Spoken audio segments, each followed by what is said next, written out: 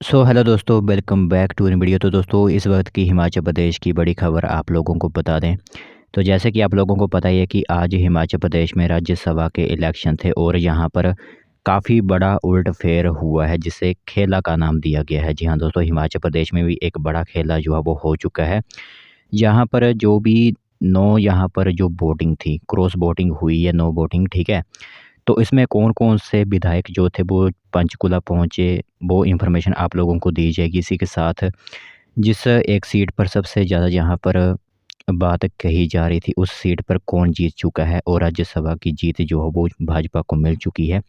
और यहाँ पर कई फेसबुक पेज लिख रहे हैं कि 5.5 साल जो है वो कोई पोस्ट नहीं आएगी, जो भी हिमाचल प्रदेश की भर्तियाँ होती हैं, ठीक है?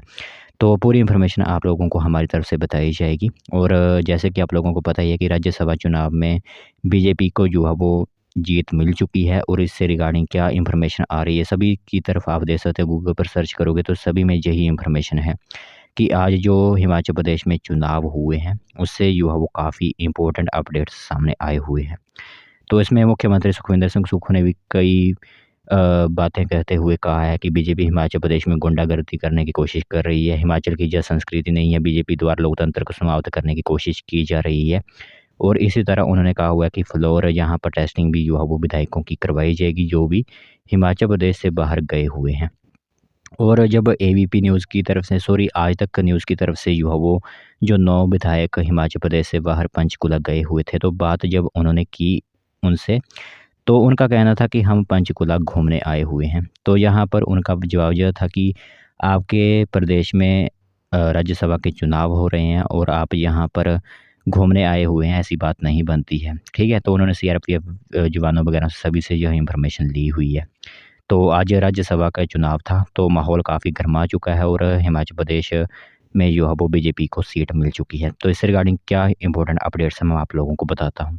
तो दोस्तों, सबसे पहले बड़ा ब्रेकिंग न्यूज़ ये रहेगी कि भाजपा का दावा हो चुका है और राज्यसभा सांसद के लिए भाजपा प्रत्याशी हर्ष महाजन चुने गए हैं। और हर्ष महाजन ने तो पहले ही जो है वो संकेत दे दिए थे कि अगर हमारी सरकार बनेगी और मैं जो है वो राज्यसभा की अगर सीट लूँगा, तो यहाँ पर कांग्रेस का सत्ता से गिरना निश्चित बताया गया है। नेक्स्ट यहाँ पर देख सकते हो, जो 9 विधायक गए हुए हैं पंचकुला, उनके नाम भी सामने आ चुके हैं, जिसमें राजेंद्र राणा, सुधीर शर्मा, इंद्रदत्त लखनपाल, चैतन्य शर्मा, देवेंद्र भुट्टो, रवि ठाकुर ने कांग्रेस से की बगावत और भाजपा को जीतने में जो है मदद की हुई है।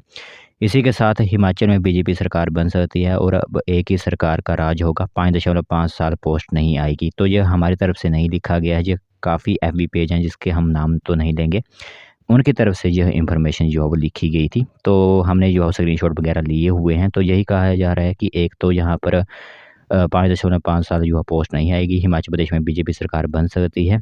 तो 1 साल ही सिर्फ जो है वो कांग्रेस सरकार हिमाचल प्रदेश में टिक पाई, ठीक है? तो अब देखते हैं कि आने वाले समय पर क्या होता है। फिलहाल तो यही है कि राज्यसभा की जो एक सीट पर ज़्यादा बगावत थी, उसमें यहाँ पर आप सभी के सामने हर्ष महाजन जो है वो चुने गए हैं, भाजपा के जो प्रत्याशी थे, ठीक है?